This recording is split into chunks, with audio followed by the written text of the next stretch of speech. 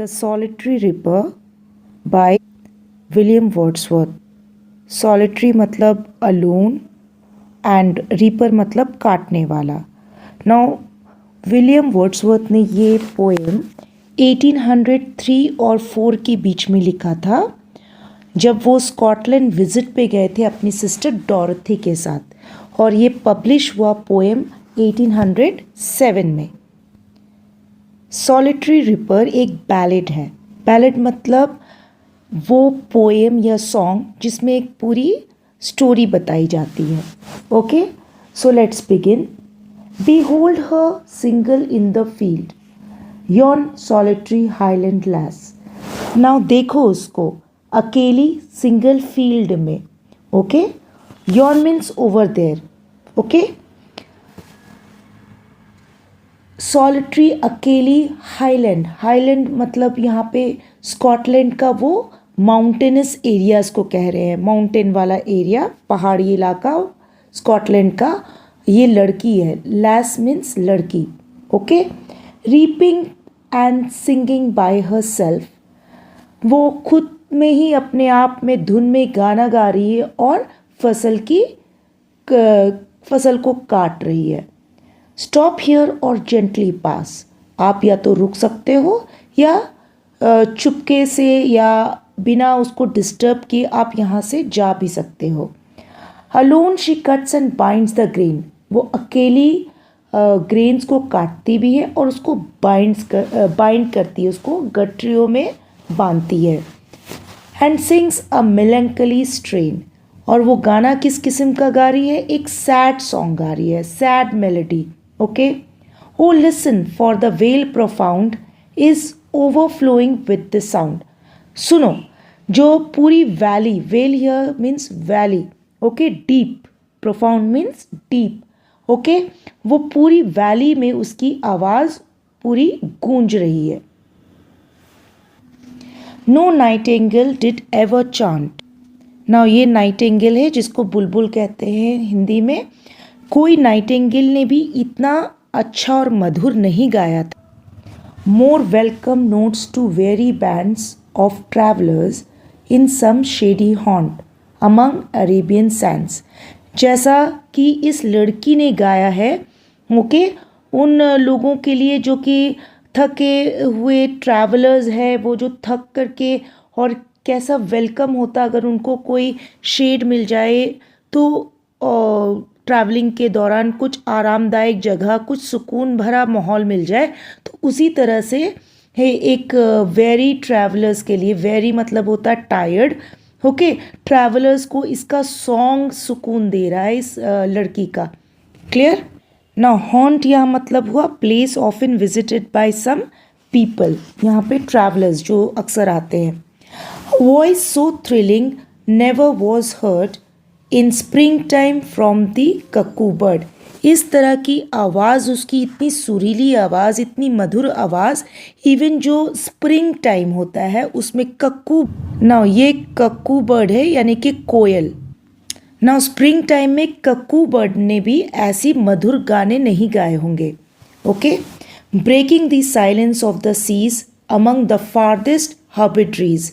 ना इसकी सॉन्ग इतनी अच्छी है कि साइलेंस होती है, सी जो समंदर होता है ना, उस पर बहुत कहीं पर कुछ नहीं, बिल्कुल पीसफुल माहौल होता है, बिल्कुल साइलेंस। ओके, सो उसको भी ये ब्रेक कर सकती है, उसके साइलेंस को, सीज के। ओके, अमंग द फारदेस्ट हर्बिट्रीज, और ये हर्बिट्रीज क्या होता है? यहाँ पर 2 ग्रुप्स ऑफ आइलैंड है जो कि वेस्ट के तरफ स्कॉटलैंड में पाए जाते हैं। तो obviously island is surrounded by water body, तो इसीलिए सीज यहाँ पे कहा जा रहा है, breaking the silence of the seas. हर्बिट्रीज एक्चुअली आइलैंड्स हैं स्कॉटलैंड की तरफ, वेस्ट की तरफ। Will no one tell me what she sings, क्या मुझे कोई नहीं बताएगा कि वो गा क्या रही है? इसका मतलब ये भी हो सकता है कि वो इस ऐसी लैंग्वेज में गा रही है कि उनको उस लैंग्वेज का पता नहीं हो, विलियम वर्ड्सवर्थ को, पोइट को। Perhaps the plaintiff numbers flow for old unhappy far of things and battles long ago.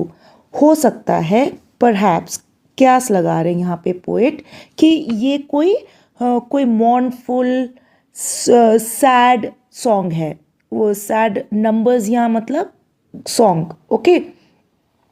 सो ये कोई दुख भरी कोई कहानी या सॉन्ग है जो बहुत पुराने, कुछ अनप्लेजेंट, अनहैप्पी या बहुत पहले की बातें, जैसे कि कोई बैटल हुआ उस बारे में ये सॉन्ग के थ्रू गा रही है।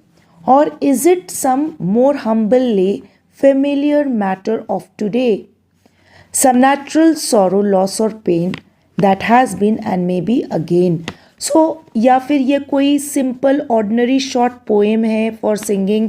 हम्बल ले का मतलब ये हुआ कि कोई सिंपल ऑर्डिनरी शॉर्ट पोएम है, हाँ, या फिर कोई मैटर हुआ कि दिन ब दिन जो दिन प्रतिदिन जो काम होता है उस हिसाब से कोई सॉन्ग है इसका। या फिर कोई नेचुरल सॉरो में आप अर्थक्वेक ले सकते हो, या इस तरह की अप्रिय घटना जो नेचर के थ्रू होती है, फ्लड्स ले सकते हो, ओके। या कोई लॉस, किसी बहुत प्रिय को इसने खो दिया हो, उसकी डेथ हो गई हो, और या फिर कोई पेन है, उसके मन में कोई दर्द है जिसके बारे में वो गा रही है, ओके। जो हुआ पहले और हो सकता है फिर से हो सकता है, रिपीट हो सकता है। Whatever the theme, the maiden sang as if her song could have no ending। कुछ भी वो गा रही थी, पोइट को तो समझ नहीं आ रहा था, कोई भी थीम पे गा रही थी, लेकिन उसका सॉन्ग का कोई एंडिंग नहीं लग रहा था, वो नेवर एंडिंग लगता है गाए चली जा रही थी वो। I saw her singing at her work and over the sickle bending.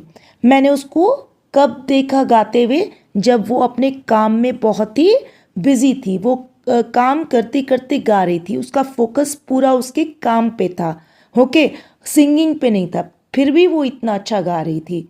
And over the sickle bending, sickle मतलब क्या हुआ नाउ, इसको कहते हैं सिकल। ये काटने के, धन काटने के या क्रॉप्स काटने के, धान काटने के काम आता है।